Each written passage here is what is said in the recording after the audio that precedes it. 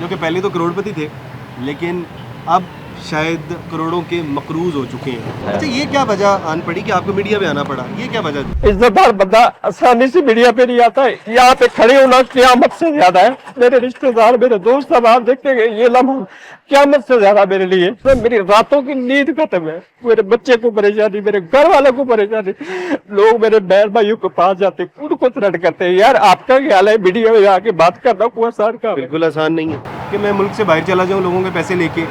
کیا میں ان کے پیسے واپس کر سکتا ہوں؟ تو کس طرح واپس کر سکتا ہوں؟ السلام علیکم, آپ سٹی ڈیجیٹل دیکھ رہے ہیں, میرا نام حمزہ جاوید ہوں. ناظرین, کاروبار کریں, کاروبار میں برکت ہے, کاروبار سے آپ کروڑپتی بن جائیں گے, ارب پتی بن جائیں گے. یہ کہانیاں تو آپ نے بہت سنی ہوں گی, لیکن آج آپ کو ایک ایسی کہانی بناتے ہیں جو کہ پہلے تو کروڑپتی تھے لیکن اب شاید کروڑوں کے مقروض ہو چکے ہیں. یہ میرے ساتھ صادق بھائی موجود ہیں. صادق بھائی سے بات کرتے ہیں. السلام علیکم. صادق بھائی کیسے ہیں آپ؟ ٹھیک ہیں الحمدللہ. اچھا یہ بتائیے کاروبار کس چیز کا تھا آپ کا؟ کاروبار میرا ایگریکلچر کا تھا. ایگریکلچر لینڈ تھی آپ کی. جی.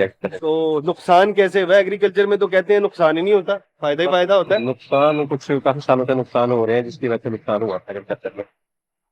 فصلوں کے ریٹ نہیں تھے, اس لیے نقصان. کس چیز کے ریٹ نہیں نکلے؟ کب نقصان کیسے ہوا وہ بتائیں. مطلب ہم نے کاٹن لگائی تھی, اس میں نقصان آیا.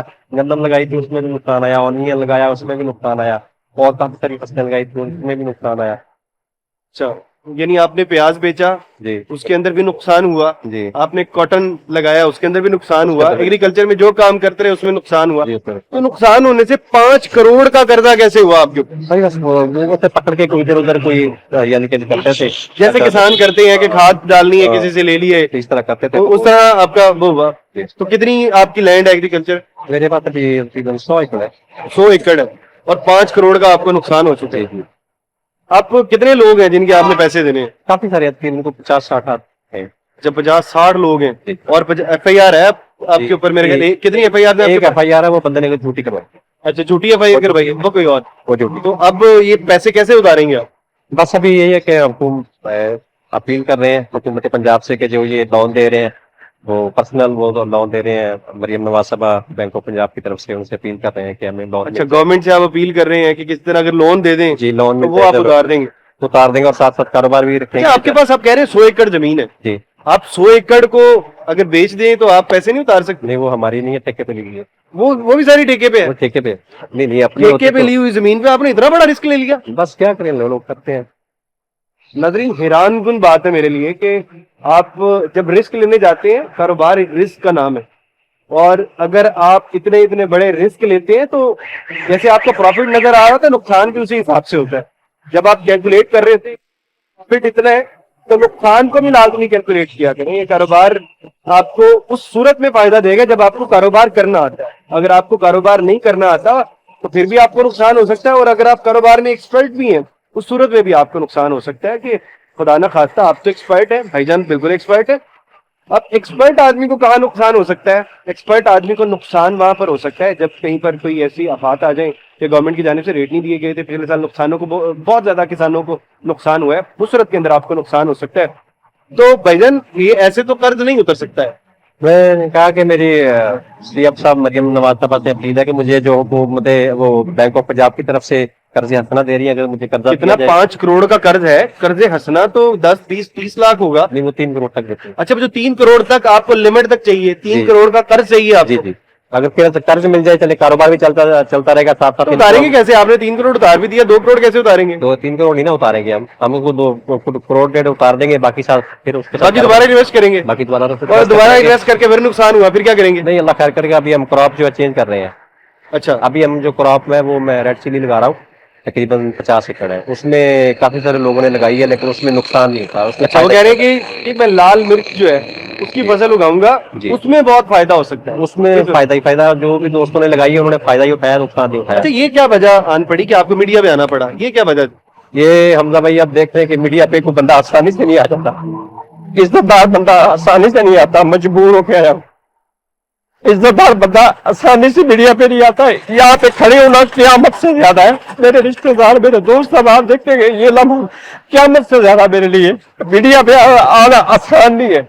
मैं बिल्कुल बिल्कुल मजबूर जब हो गया हूं ना, मेरी रातों की नींद खत्म है, मेरे बच्चे को परेशानी, मेरे घर वालों को परेशानी, लोग मेरे बहन भाइयों के पास जाते उनको थ्रेट करते हैं। यार आपका ख्याल है वीडियो में आके बात करना कोई आसान काम है? बिल्कुल आसान नहीं है। ये मजबूर बंदा जो बेबस हो जाता है वो करता है।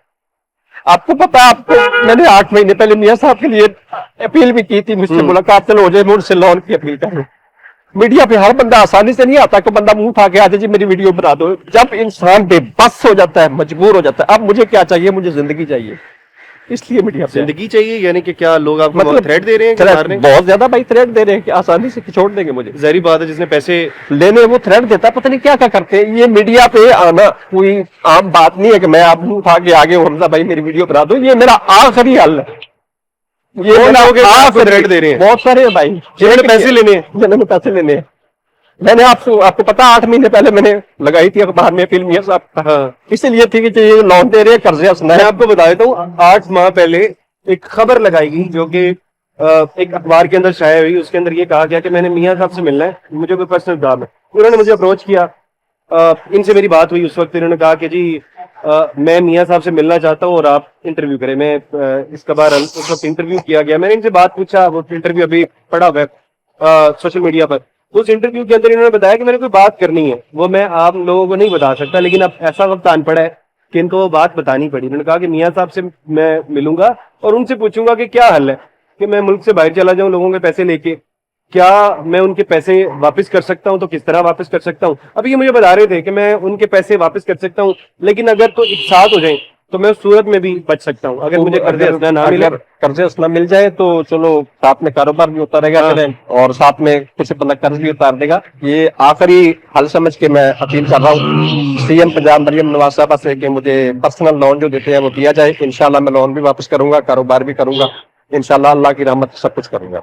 बिल्कुल ऐसे ही है, या तो कर्जे हंसना मिल जाए, या तो उन लोगों से अपील है जिन लोगों ने पैसे लेने हैं, आप थोड़ी मेहरबानी करें, आपकी भाई हैं ये। अभी मुझे कह रहे थे कि मैं खुदकुशी करने जा रहा हूँ, उस सूरत में मैंने इन्हें लाहौर बुलाया। कह रहे हैं कि मैं अब मजीद जीना नहीं चाहता, उस सूरत के अंदर मैंने इनके इंटरव्यू करने पर राजी हुआ, वरना मुझे लगता है कि ऐसी चीजें मीडिया पर नहीं आनी चाहिए। मैंने इन्हें बहुत इसके ऊपर मना किया। इन्होंने कहा कि मैं अपनी जिंदगी खत्म करने जा रहा हूँ उस सूरत के अंदर। मैंने कहा चले आप आ जाए और हम इसका कोई ना कोई हल निकाल लेते हैं। तो अब इस सारे इंटरव्यू का मकसद ये है कि अगर तो कर्जे हंसना मिल जाता है, गवर्नमेंट की जानिब से मिल जाता है, कोई ऐसे लोग हैं जो कि कर्जे हंसना देके कोई एक शख्स की जिंदगी बचा सकते हैं, एक पूरे खानदान को तबाह होने से बचा सकते हैं, वो लोग आगे आ सकते हैं। या तो दूसरी सूरत के अंदर वो लोग जिन्होंने कर्ज लेना है, शायद वो कोई थोड़ा थोड़ा करके, अगर इनके ऊपर मेहरबानी करेंगे, आप थोड़ा थोड़ा करके दे दें, ये दे देंगे कर्ज। ये कह रहे हैं कि मैं किसी भी सूरत के अंदर, आप दे देंगे कर्ज, अच्छा कह रहे हैं कि मैं कर्ज दे दूंगा, बस मुझे वक्त दे दें कि मैं थोड़ा थोड़ा करके उतार सकूं। मैं यकमुश्त सारे पैसे नहीं दे सकता हूं। अपील तमाम लोगों से। खैर आप अपनी राय का इजहार जरूर करिएगा। इसके साथ अपने मेजबान हमजा जावेद को दीजिए इजाजत। अल्लाह